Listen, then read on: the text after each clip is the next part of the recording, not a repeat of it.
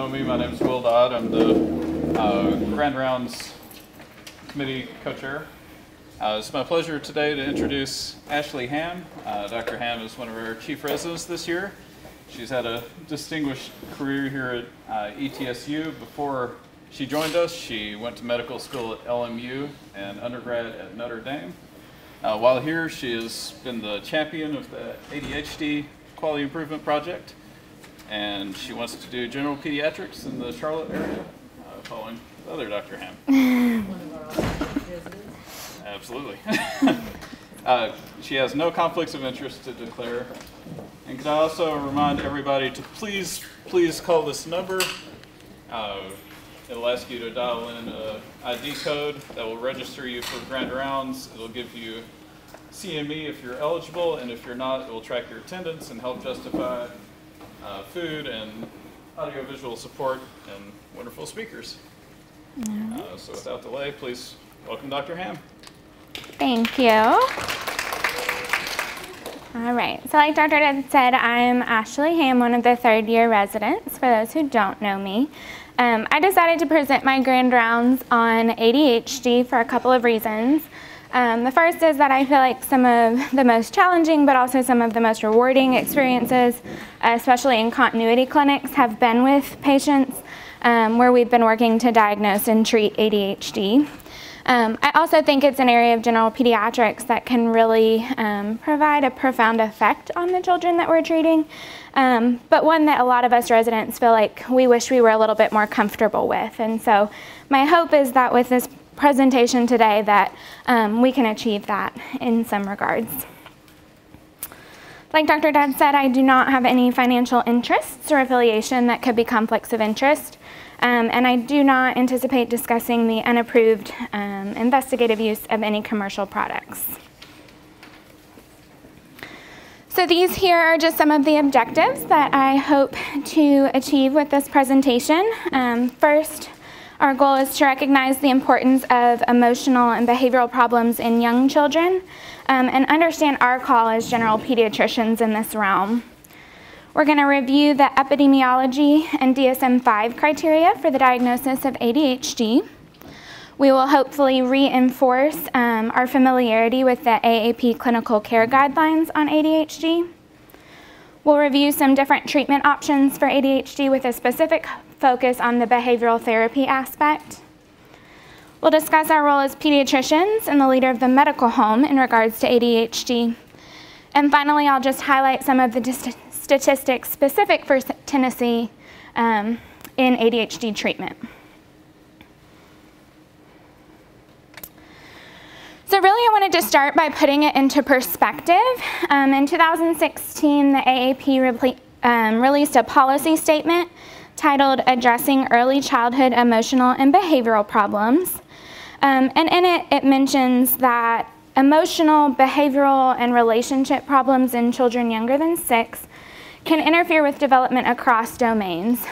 With this, they particularly mention social interactions, parent-child interactions, physical safety, and even the ability of these kids to participate in child care or be ready for school. The specific disorders that they mention include disorders of attachment, disruptive behavior disorders, ADHD, which is going to be the primary focus of my talk today, anxiety and mood disorders, and then other disorders of self-regulation, sleep, and feeding. We know that these problems can develop in very young children, and especially in high-risk populations and high-risk families, which are a lot of the patients that we see in our clinic, so I think it applies even more importantly to us in our training.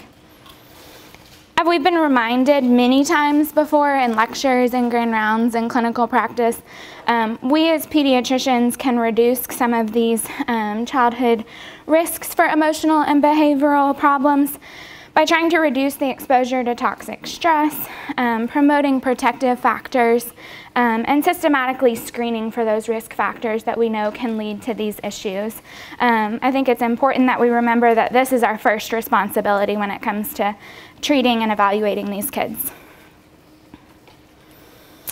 The policy statement goes on to highlight what things are necessary for effective treatment. The two main aspects that they address are access to evidence-based treatments, and then the primary care provider's familiarity with these treatments so that we can implement first-line approaches, make informed and effective referrals, and then collaborate with specialty providers when we need to. What this means for us is that we really have a call to advocate for increased access and also to really have improved education about the principles of these first-line evidence-based treatments. So moving on, we'll look a little bit at the epidemiology and the DSM-5 criteria for ADHD. So to start out on what it is, we know that it's a biological disorder that causes hyperactivity, impulsiveness, and attention problems. It's the most common mental health disorder of childhood and occurs in about 7% of children and adolescents. It does occur in boys more often than girls, and is usually first diagnosed in childhood and then lasts into adulthood. This picture here is taken from data from the CDC.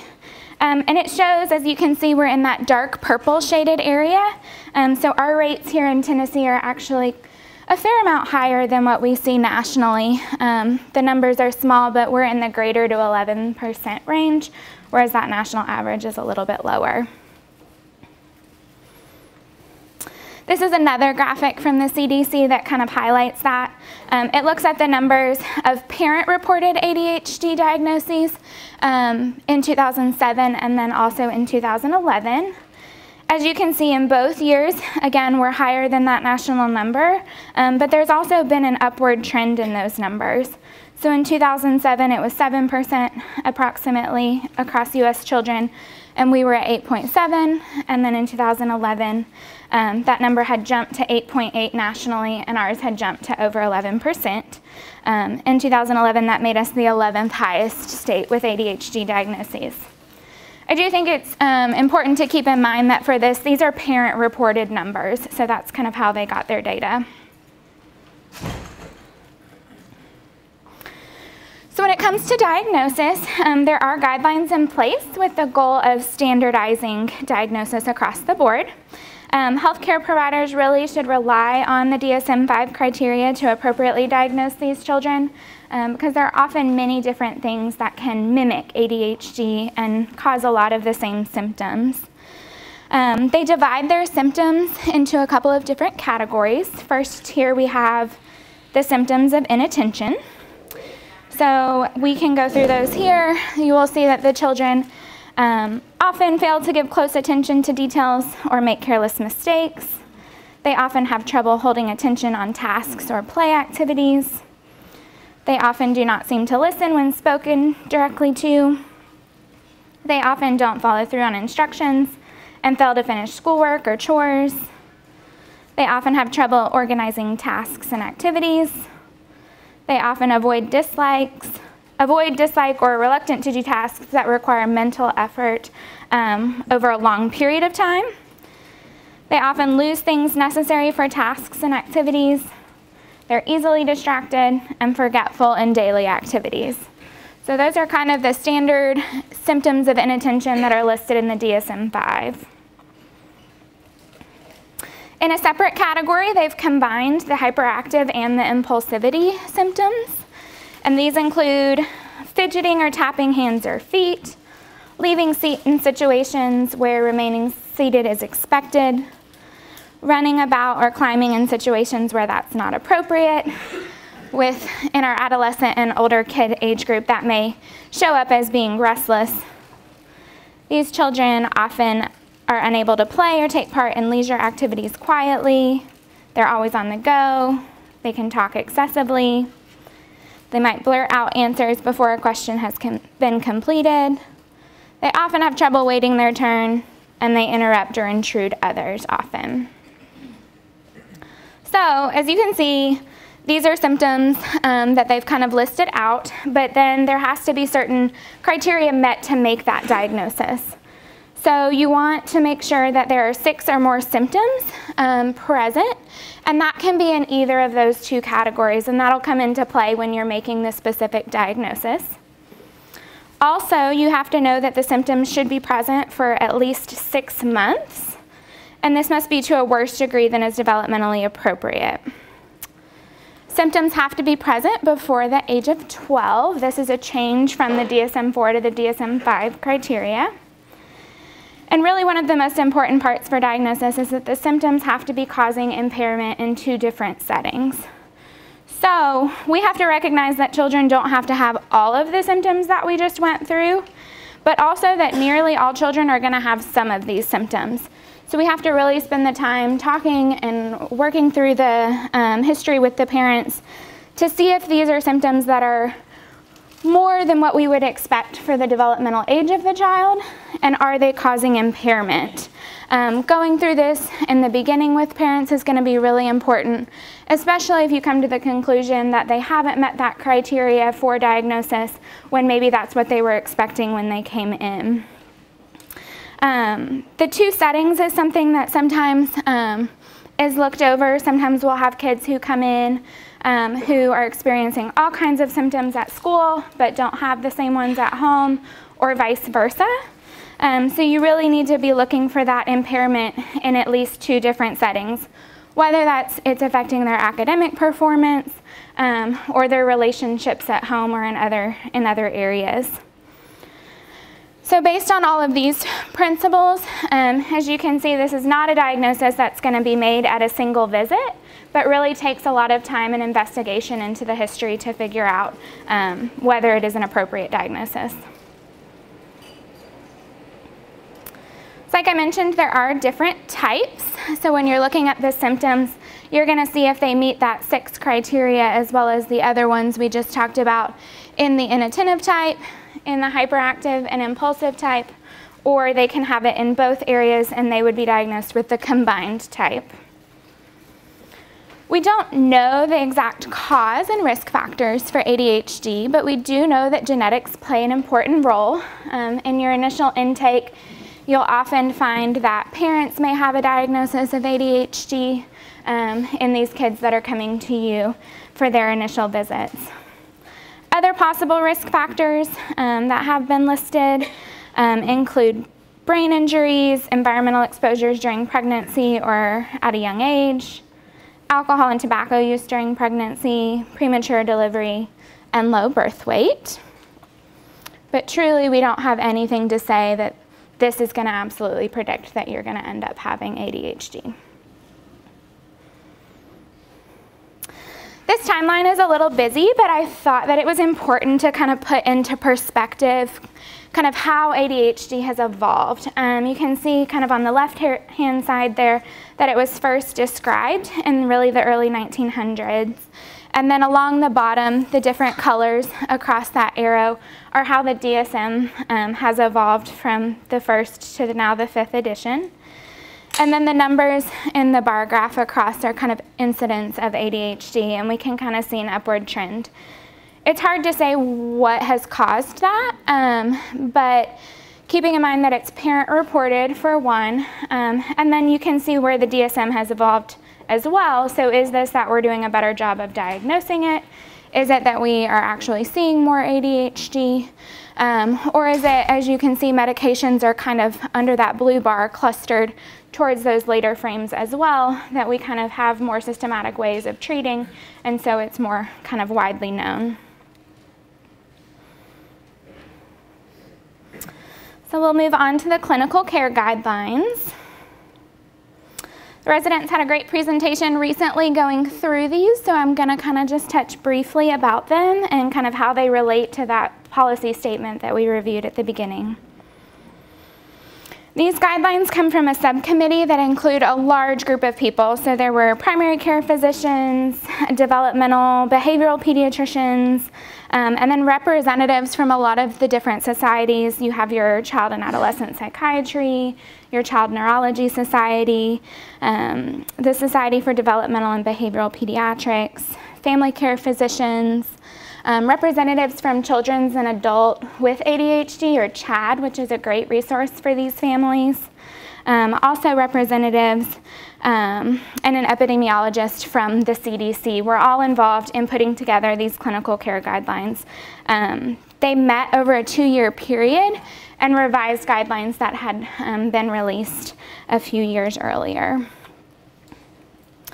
So action statement 1 says that primary care clinicians should initiate an evaluation for ADHD for any child aged 4 through 18 who presents with academic or behavioral problems and symptoms of inattention, hyperactivity, or impulsivity.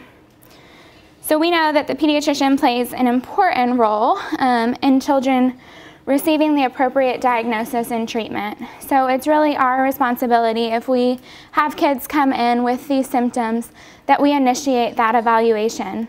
We know that there's great evidence to show that treatment can improve the long-term outcome for these kids, and so we don't want to let time pass or miss a diagnosis that could ultimately help them improve those settings in which they're experiencing severe dysfunction.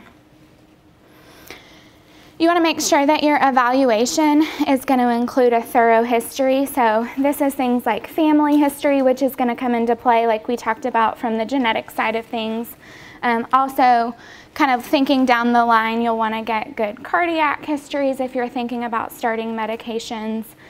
But really here, the most important part is to get a good picture overall so that you're considering this broad differential of diagnoses of why this child might be presenting this way and with these behaviors.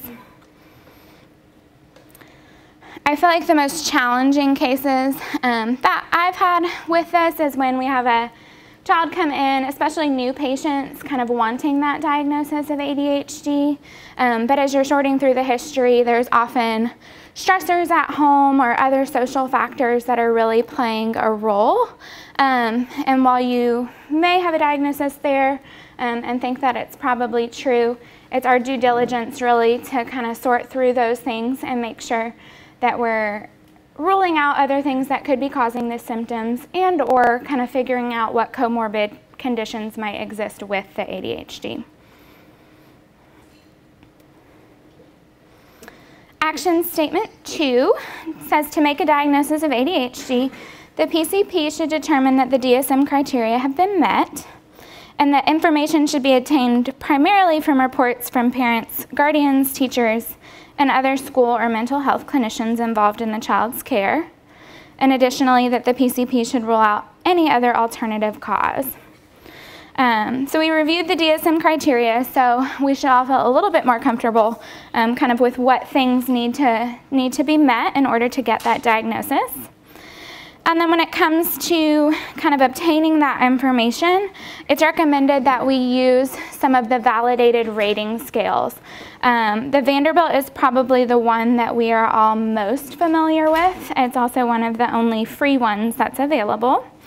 But keeping in mind that there are still other problems and issues that could cause a child to look like they have a positive Vanderbilt. So this really has to be taken in the context of everything else. You need to make sure that the rest of the criteria have been met and not use them as the sole piece of information for diagnosis. Things like PTSD, sleep disorders, among other things, really could get you a lot of positive symptoms on these rating scales, but might not necessarily be secondary to ADHD.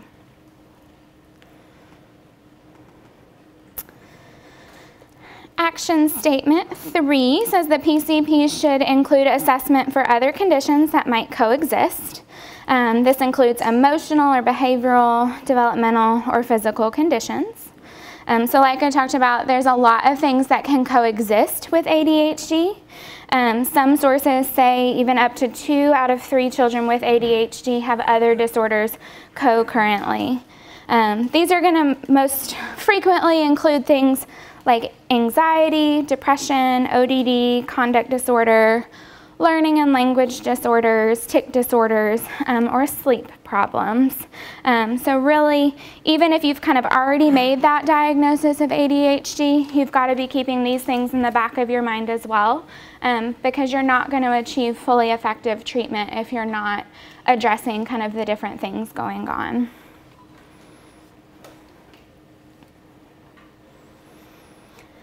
Action Statement 4, the PCP should recognize ADHD as a chronic condition and therefore consider children and adolescents with ADHD as children and youth with special health care needs. Management of these children with special health care needs should follow the principles of the chronic care model and the medical home. So we hear a lot about the medical home throughout our residency training, and I think this is definitely an area where we can see what role we play and how important it is that we kind of drive this process. The basis for this recommendation is the fact that ADHD is a chronic medical condition, and while treatments really address the symptoms, there's oftentimes dysfunction that lasts on into adulthood. This also comes into play when you talk about monitoring and how you're going to follow these kids up.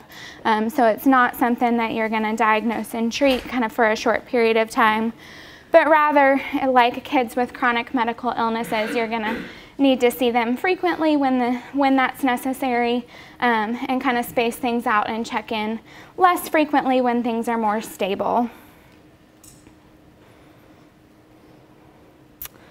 All right. I don't know where it went. So this one, I don't know where the words went, I apologize. But this was the next action statement that started to talk about treatment. Action statement 5 is broken up into 3 different sections: preschool children, adolescent or elementary age children, and then adolescents. And so in your preschool children, we know that there's a lot of strong evidence to support behavioral therapy as the first line of therapy. And then the action statement also says that you may prescribe methylphenidate in those children who are continuing to have moderate to severe dysfunction, in addition to the behavioral therapy that you're doing. Methylphenidate was only studied within those kids who were having moderate to severe dysfunction. And really shared decision making is going to play a huge role with these patient populations. It really is going to come down to having an open conversation with parents.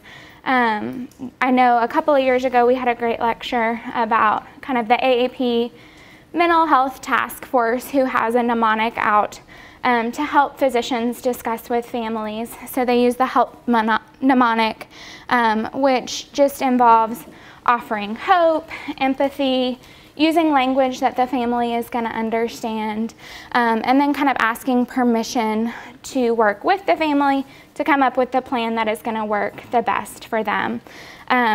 So with these kids, really keeping in mind that the evidence is there for the behavioral therapy as first line, and then if medication is needed, methylphenidate is the only one that is recommended. I thought this was a great flyer from the CDC that kind of highlights that. You can find it on their website, download it, and have it present in your clinic. They have it broken down by age group. So again, here's our preschool aged kids, 4 to 5 years old. And it kind of is a good way to communicate with parents some of these recommendations and guidelines. So you can see there almost 1 out of 2 preschool children with ADHD got no behavioral therapy.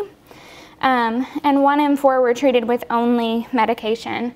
So this goes pretty strongly against what's recommended, but I think is a lot of what's prevalent kind of in society's mind of how we treat ADHD.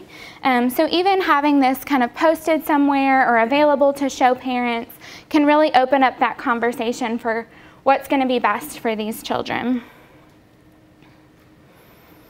So here are the other 2 statements. So action B is our elementary school children.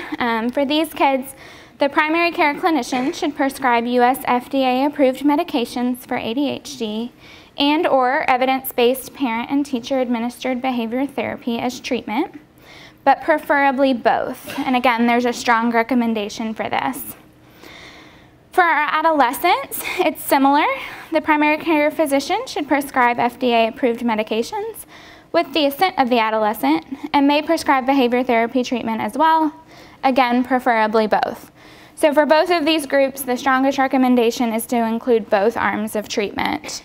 The thing that is important when considering this is medication often is going to be less expensive in the long run.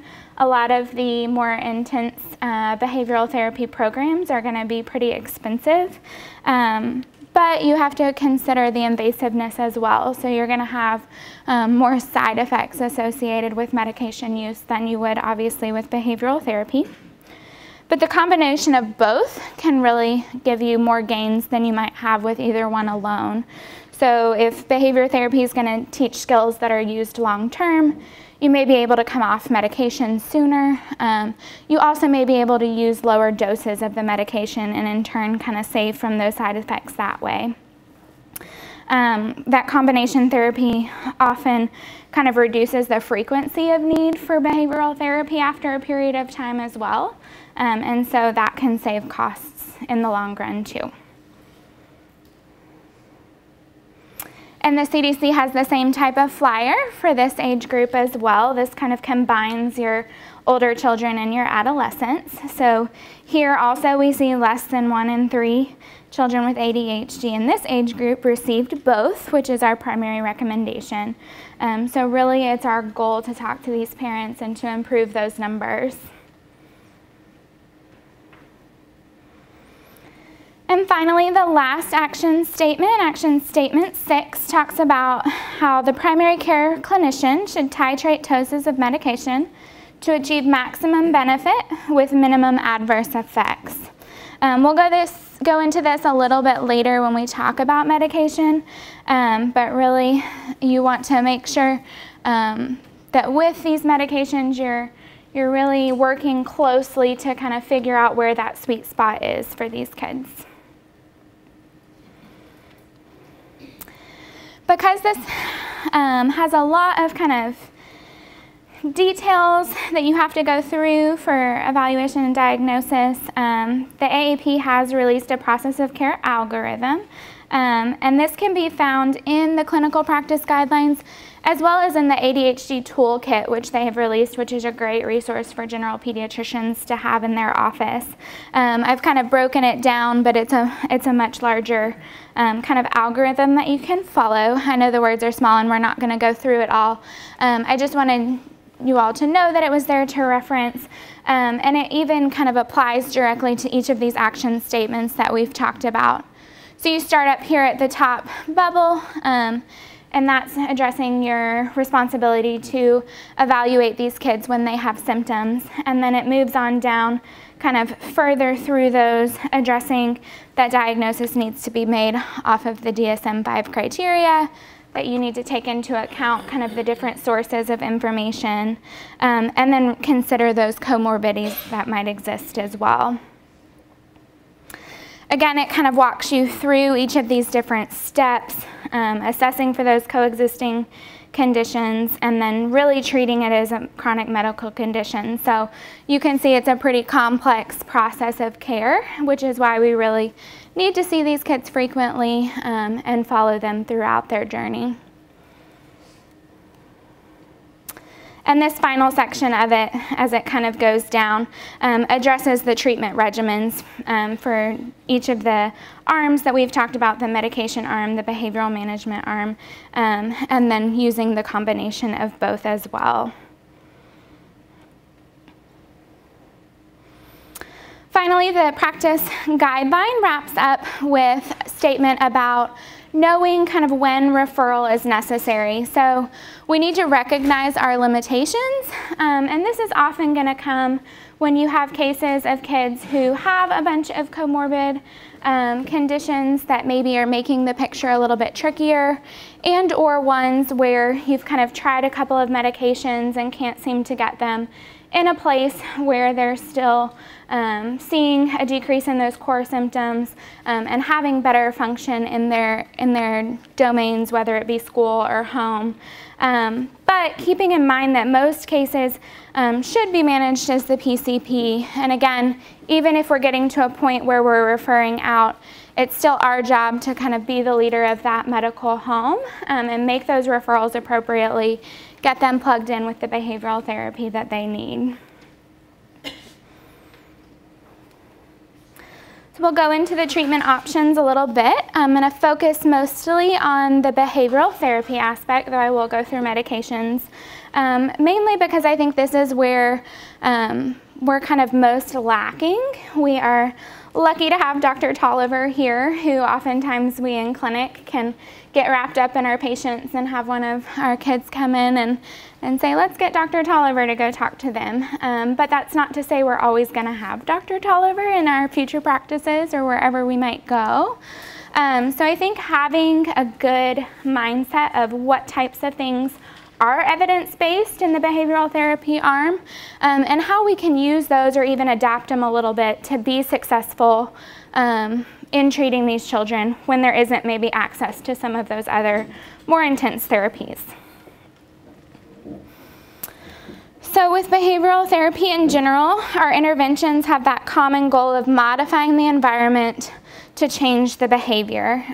There's a couple of different evidence-based behavioral therapy treatments that mainly surround around parent training, classroom training, and then child and peer training. So this is a great table that kind of goes through what those things mean, what the outcomes are, and we can kind of see where to go from there. Behavior therapy, as we know, is recommended as first line for our preschool-aged kids, and then we should also be using it in our older children and our adolescents. I think it's also important for us to realize that working with parents and really teaching them how to deal with their children's behavior is a large part of behavioral therapy for these kids. I think in those conversations, it's also helpful if we can kind of know what therapies aren't evidence-based. So there are a lot of things that parents hear about, have questions about, that think maybe, hey, these are a part of behavioral therapy and can be helpful but aren't. I think some of the biggest ones that people think about are kind of your traditional one-on-one behavioral therapy with a counselor or another provider without much parent involvement, and that actually is not proven to show any benefit in ADHD treatment. And then other things we hear about like play therapy, chiropractic services, diet changes, or even some of the kind of sensory programs, that none of those, while they may be helpful, they may have kind of some role in different illnesses, they do not have the evidence to support them in the same way that these other behavioral treatments do. So breaking it down a little further, we can look at the three main legs of behavior therapy, and that's parent training, school intervention, and child and peer intervention. For the parent training, they're going to focus on parenting skills, the child's behavior in the home, and then the family relationships or dynamics within the home as well. These usually are teaching parents skills through usually some group sessions, and then those parents can implement those behaviors and those skills in the home. Oftentimes they meet pretty frequently in the beginning, and then as the time progresses can space out a little bit further into more kind of booster session type of timelines. School interventions are similar. You're going to focus on classroom behavior. Here there's also a focus on academic performance, because as we know, the impairment here is usually how these kids are doing in school. Another part of the school intervention, which I thought was interesting as I was kind of going through this, is even peer relationships at school. So there's actually evidence to show that if you can kind of pair these kids with another close friend or peer at school, that kind of gives them some accountability, that they can have improved outcomes with that as well. And then another thing that we think about with school interventions too is kind of our awareness that these kids can qualify for either 504 plans or IEPs in certain situations, which are also going to kind of help alter their environment and help them give the best chance for success. The child and peer interventions are going to focus on teaching these kids the skills that they need to succeed in each of these areas. So that's academic areas, social areas, and really kind of decreasing those behaviors that may hinder them in some of those situations. Again, these are going to usually occur in kind of group settings as well. A little bit more specifics about the training. These are some of the principles that are kind of across the board taught and proven to be effective in parent training for ADHD. So you want to establish house rules and structure. So this is going to mean things like posting chores, posting the rules around the house, and having them kind of in a visible area that these kids can see, and then going over with them kind of these rules until they feel comfortable with them. You want to teach parents to learn to praise good behaviors and kind of ignore some of the milder, inappropriate behaviors. So the key principle behind this is that you always want to kind of praise 5 times more often than you are going to criticize, and then choose your battles. So only kind of focus on some of those inappropriate behaviors that are maybe causing more of a disruption in the family. Parent training usually focuses on using appropriate commands, and they talk a lot about being specific. So it's going to be a lot more helpful for your kids if you're going to the grocery store to say, stand by me, don't wander off, rather than be good. It gives them something concrete to kind of hold on and to develop those skills a little bit better. When-then contingencies are talked about quite frequently in some of these sessions. So giving kids kind of an idea of, okay, when you do this task, then you can have this pleasurable activity. And it's really important to keep in mind that especially for our younger kids, which again is where this is most important, you've got to have those then parts of that contingency within a close time frame from when you're telling them that they need to do something. If we tell them, hey, if you do this, then next week we can have this reward, that's not something that's going to be very helpful and reinforcing for our young children who are going to be operating on a much shorter time frame. You want to plan ahead and work with children in public places. So for this one, they really talk about kind of preemptively working with your kids. If you know you're going to an event or to a certain place where there are going to be rules or expectations for how they're supposed to act, kind of giving them a heads up, going through what those rules are going to be, what's going to be expected of them before time to help them kind of feel more comfortable in that situation and maybe have better skills to handle it when they get there. Time out from positive reinforcement has to do with taking away their enjoyable activities when they break those rules that we've discussed that have been posted around the house that they know are expected of them. And again, similarly to the time frame of offering the when-then contingencies, this needs to be something that's developmentally appropriate. So the time out from those certain activities really needs to correlate with kind of their developmental level. And then it's okay if they're being compliant with their timeout and they are doing what you're asking of them to shorten that period of time. But similarly, if they're not cooperating, you can lengthen that as well. One of the biggest things that I think we've all kind of learned from Dr. Tolliver and feel a little bit comfortable with are our daily charts too. So using a token economy is oftentimes very effective. So rewards and consequences for the behaviors. And again, this is going to be most helpful if you have kind of those expectations posted. So they're very concrete things that these kids can see and follow. The school interventions have a lot of similarities to the parent interventions with kind of a few differences based on domain, obviously. You want to have classroom rules and structures. Again, it's going to be helpful if you post these. They also should be something that's attainable for the child and really are going to be focused on things like organization, since that's one thing that's going to really help them in that setting. Again, praising appropriate behaviors more often than criticizing bad ones and ignoring the inappropriate behaviors. For these, again, if peers are getting involved and things like that, you're going to have to decide, or teachers are going to have to decide kind of which ones to focus on. But it's a similar concept to with the parent training. Appropriate commands, also very similar.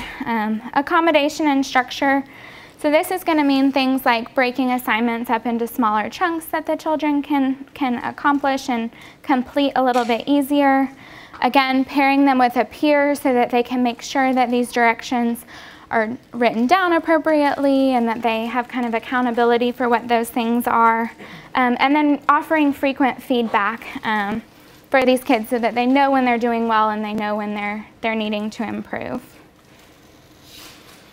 A big focus with school intervention is going to be that focus on increasing academic performance. So our goal with all of this, right, is to improve their functioning and kind of limit some of that impairment that they're seeing. So we want to make sure that tasks are really focused on increasing completion, increasing accuracy, because that's where we see most of our issues. When then contingencies is very similar as with parent training. And then the daily school and home report card is something that has proven to be pretty effective. We can see a sample one here. You can get lots of different sample ones off of different resources, or even can kind of tailor it to different kids specifically.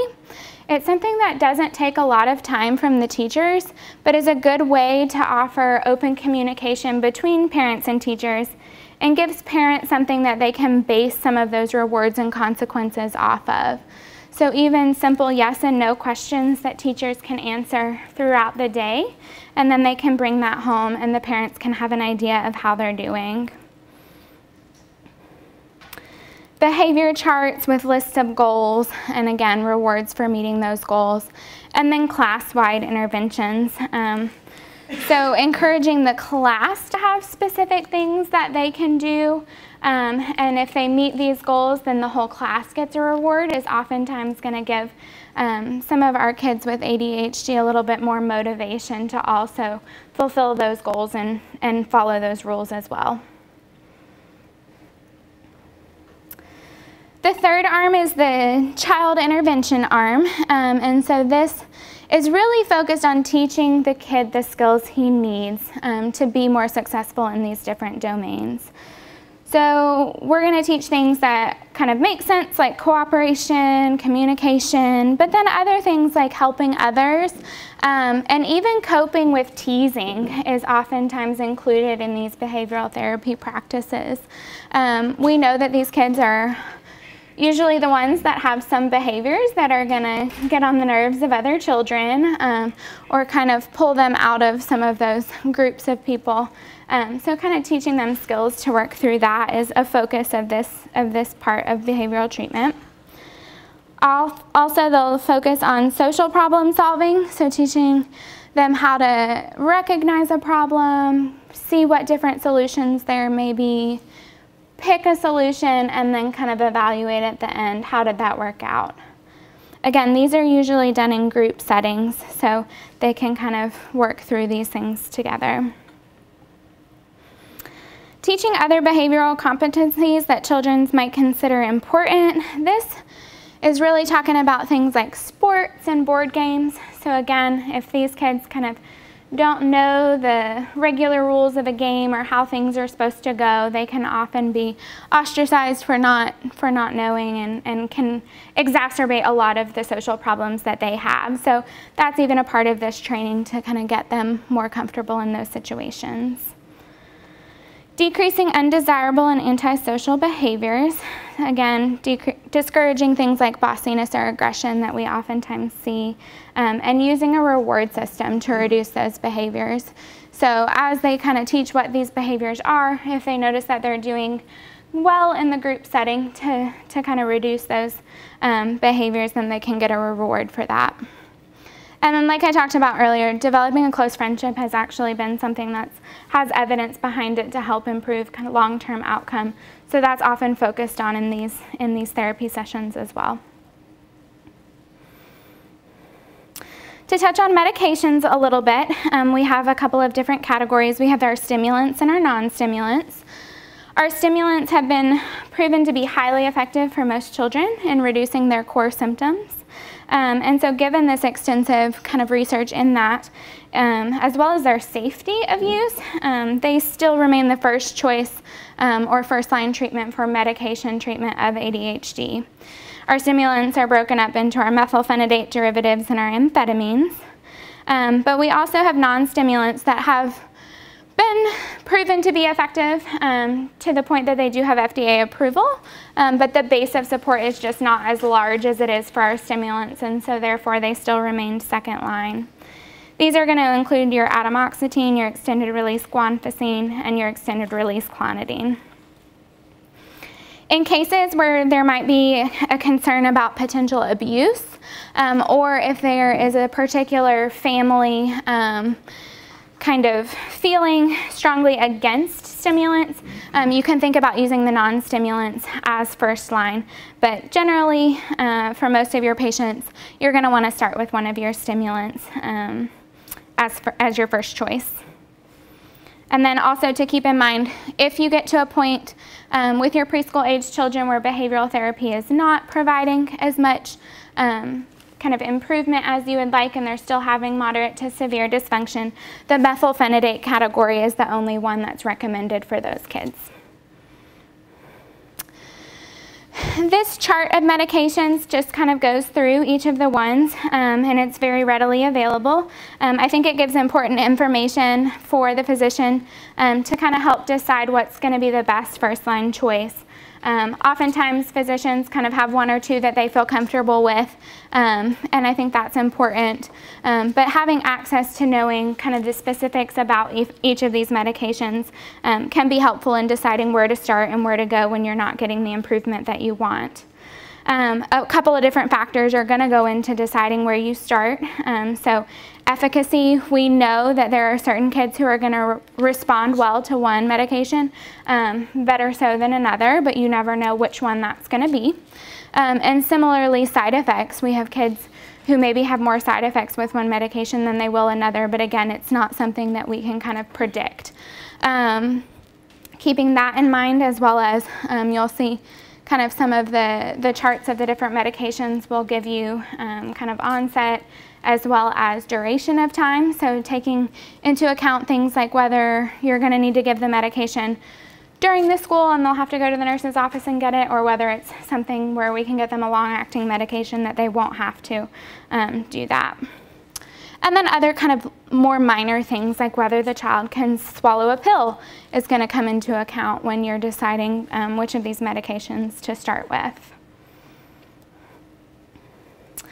We saw in that last action statement from the clinical care guidelines about titration of medication, so it's our responsibility to get to that maximum effect with the minimal amount of side effects. And so our motto is always start low and go slow, because we know that each child is going to respond a little bit differently, and their dose at which they might have maximal effect is going to be different from person to person.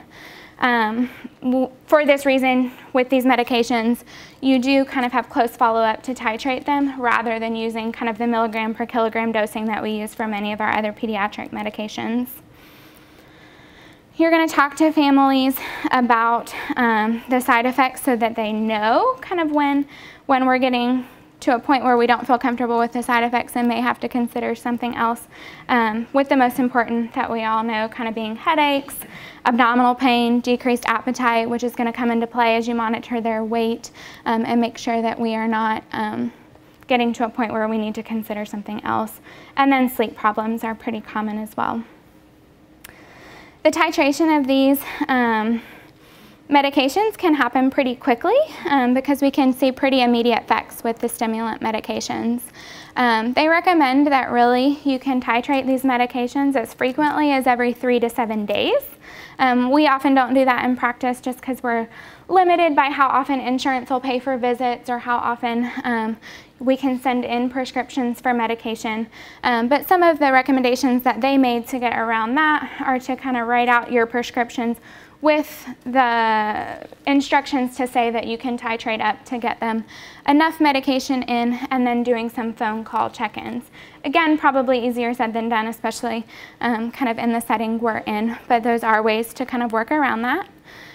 But regardless, that you should be seeing these children that you're starting a medication on or changing a dose on face-to-face by that 3 to 4 week period. As you're still working up and kind of finding that dose that's going to work best for effect with the least amount of side effects, you're going to want to see them every month. Once you get at a stable position and you know that you're not going to change that medication dose for a little bit, you can space that out to every 3-month follow-up. We do know, based on a study that was done, the multimodal therapy of ADHD study, that greater than 70% of kids are going to respond well to one of the stimulants. And so what that means for us is that if you try one of these stimulant medications and they don't get the response that they want, it's reasonable to try a second stimulant medication before jumping out of that category into something else. To talk a little bit about adjunct therapy, 2 of our non-stimulants, the extended release guanfacine and the extended release clonidine, are the only 2 that are FDA approved as adjunct to a stimulant. So if you get into some of your older kids where you're talking about adding on a second medication to really amplify that response, those are the 2 medications that have FDA approval to be used in that way.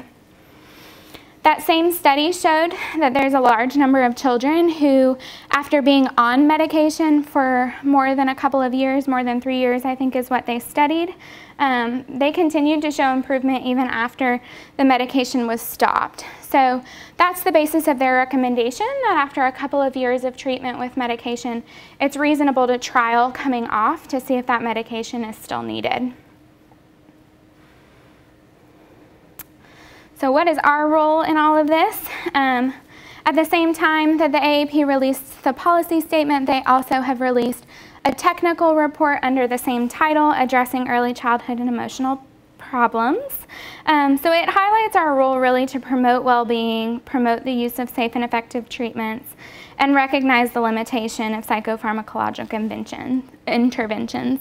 So I think this is really just a great way of wrapping up kind of what's highlighted and what's represented in the clinical care guidelines.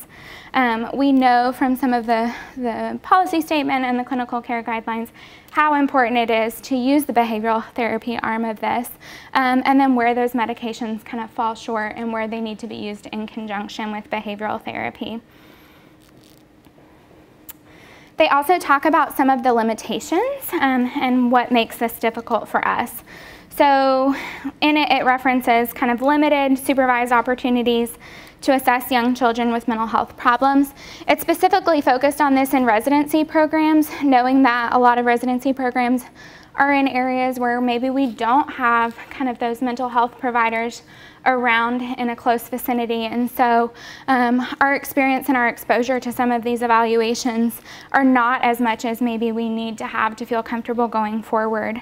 Kind of going along with that is the shortage of child psychiatrists and mental health professionals, as well as pediatric specialists like behavioral and developmental pediatricians.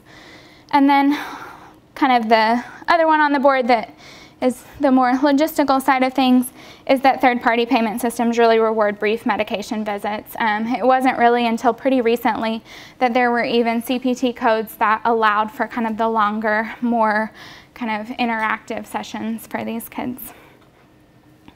Kind of to address some of these things, the AAP has created various modules and initiatives to really promote awareness and education amongst residents and training programs to fill some of those gaps that may come from clinical practice. But then I think the biggest thing that we should all take away from it is the AAP's recommendation that even if we don't have access to some of these therapies that we know have evidence behind them, that we need to use our knowledge and become comfortable in the evidence-based therapies ourselves to be able to adapt them and use them in a way that we feel comfortable with, because there still has been shown to be progress in these kids and reduction in symptoms if we can use kind of good communication skills to teach some of these skills as well. And then finally, I just want to look pretty briefly at some of the statistics, particularly for Tennessee, and compare them kind of to how they're doing nationally as well. So this is a graphic from the CDC. It says about 2 million of the more than 6 million children with ADHD were diagnosed as young children, aged 2 to 5, so that first age group that the AAP clinical practice guideline addresses. And about 75% of those young children with ADHD received medicine as treatment. while only about 50% of young children in Medicaid and 40% in employer-sponsored insurance got the psychological services, which may have included the behavioral therapy, which we all now know is the recommended treatment for this age group.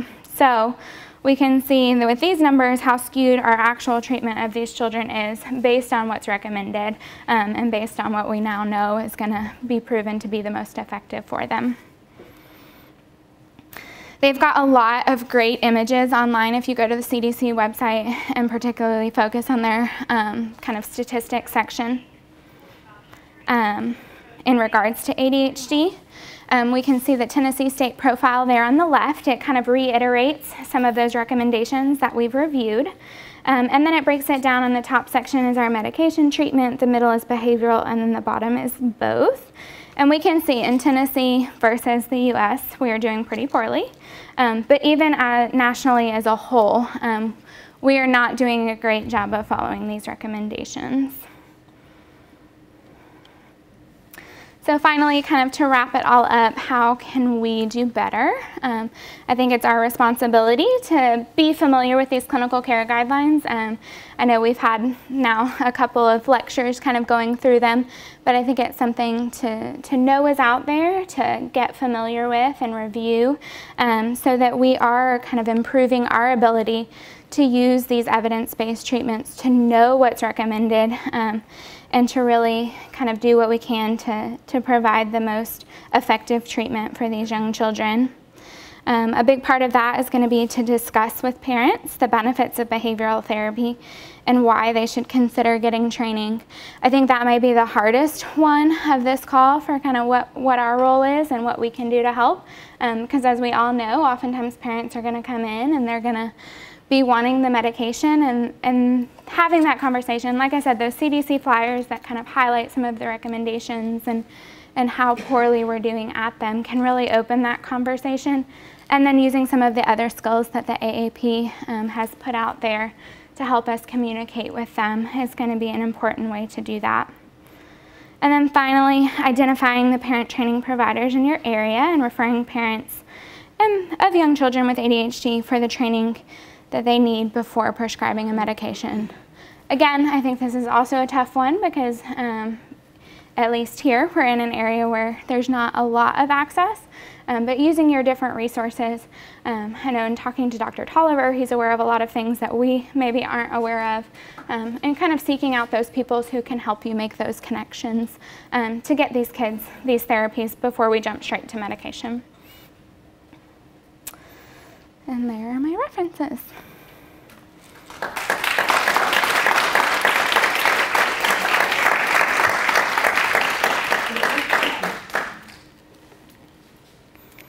Yes. That was a really great presentation. I just had a question. This may be more along the debunked category of interventions for ADHD. I know a lot of the dietary stuff has been debunked. What do you tell parents with regards to like sleep and physical activity? Are those important for? So I think the things I've come in or had parents come in most frequently is kind of asking about involvement in sports and kind of things after that. So I think they can kind of fit into some of the categories of having the peer relationships, having those kind of set rules that they have to follow and be used in that way. I don't know kind of the evidence behind whether those are something that's kind of in those list of things or not, but I think that they fit into the categories of a lot of these interventions, and so I think are useful things to do. Maybe I missed it. Certain foods to avoid? So there's not much evidence to say that there are certain foods that cause symptoms or make things worse. Correct me if I'm wrong, Dr. Tolliver, you may know better than I do. But again, that is a big one that comes in a lot of times, and I think that's why, you know, in working with Dr. Tolliver a lot too, it's just as important to kind of know what things don't have evidence and really highlight the ones that do for these families. Of course, if you're going to hype your kid up on tons of caffeine right before they go to bed, that's not going to be super helpful, but just eliminating caffeine if the kid really has ADHD is unlikely to totally resolve the core symptoms of the disorder. So you're correct, actually, there's not evidence behind foods as far as it's ADHD. But we were at a recent talk together where we talked about, are you going to make recommendations anyhow? Are you going to tell them eat healthy, do 5 fruits and veggies, Right. drink lots of water, get plenty of exercise? You're going to tell them all of those things. May they have a role in what happens with that child as a whole? Probably they do. But there's not evidence behind that one specific intervention As a treatment as for. a treatment for ADHD. Yes, sir.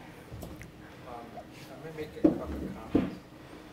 First of all, caffeine, particularly in a preschool child, can be nice. So everybody knows Dr. Stern.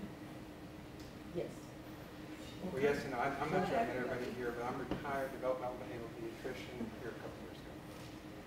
But again, in the preschool child who gets the highest providing weight of caffeine in our country, I've witnessed many children who actually stop their symptoms when you stop caffeine. To do that, and it's not caffeine just at bedtime, it's caffeine throughout the day. So it's a real critical issue. A couple other just quick comments, if I may.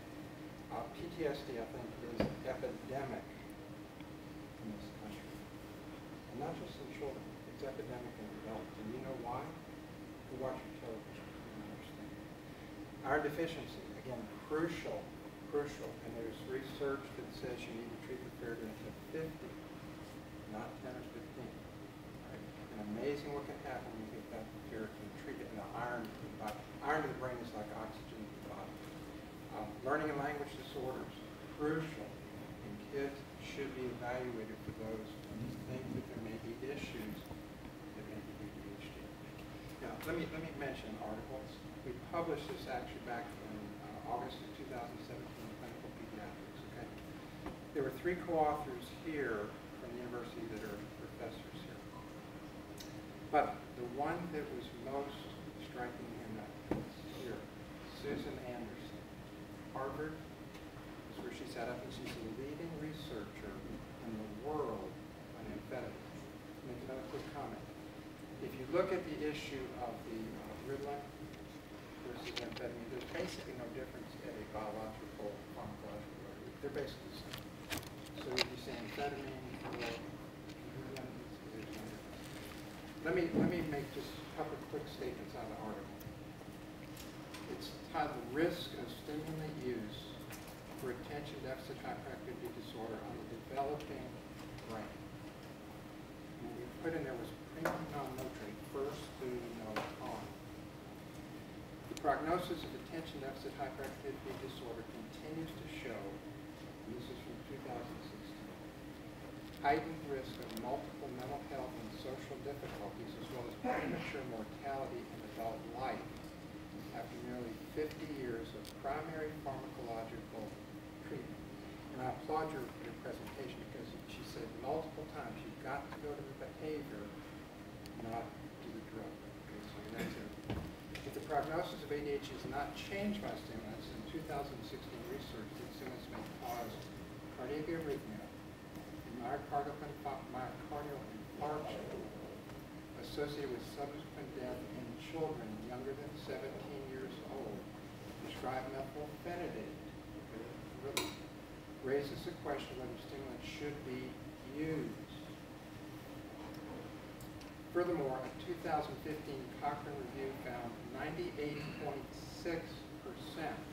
of ADHD randomized clinical trials, and that's with methylphenidate, were considered high risk for bias, and the remaining trials would also have been considered high risk by using a stricter definition. This is safety we'll talk about.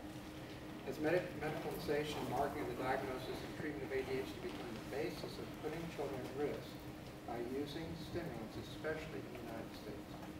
Let me read the last paragraph. Quality research has not been conducted and demonstrated that stimulants are not increasing the prevalence and chronicity of ADHD in children and adults. There is research that would point in that direction, and it's in the article. We concur with previous recommendations that non-pharmacological treatments be used as the first-line treatment of ADHD. That's not a question. Now, we also recommend that the risk evaluation and mitigation strategy REMS licensing be utilized for prescribing ADHD medication to track and possibly reduce the risk of chronic adverse effects of these drugs in the children. If medications are used to treat ADHD, we recommend requiring parents to give informed consent, as is done in the treatment of childhood cancer and REMS programs, and has been proposed if imipramine was used to treat ADHD. I don't know if you're aware of that, but that was already proposed. We also recommend if medication is used, a low dose of a short-acting product, the drug holidays be employed for as brief a duration as possible. Neuronal imprinting. If you're not familiar with that concept, which is what Susan Anderson was the one who, I think, started that concept, you need to be aware of it. And when we're using an addictive drug, we know what it's doing to this culture in terms of addiction. What are we doing with the kids? Okay, so I challenge you, and I'd love you to read that article. We've got an opioid crisis in this country. We're aware of it throughout Tennessee. My hunch is the next crisis is going to be the amphetamines we're doing with children. Behavioral interventions are effective. You work. You can learn how to use them in your office. And you can get extended hours doing it. It's not a question that you can't do 45 minutes, but you can. And you won't make as much money. It's not actually that they won't pay you for that. But you're better off to do 5, 10-minute visits for my income, rather than the fact that you can't bill these visits. And you can learn to do behavior. So I just challenge you, read the article if you get a chance, and hopefully you'll serve these kids and raise independent functioning human beings. So they can do that. At the end of my career, I never prescribed amphetamines. Never. You have to. But we took the kids off of them successfully. If they come in, now that was known that was our practice, so people would come and want that. And if they want that, it's amazing how effective you can be. I challenge you to think about those issues. Thank you.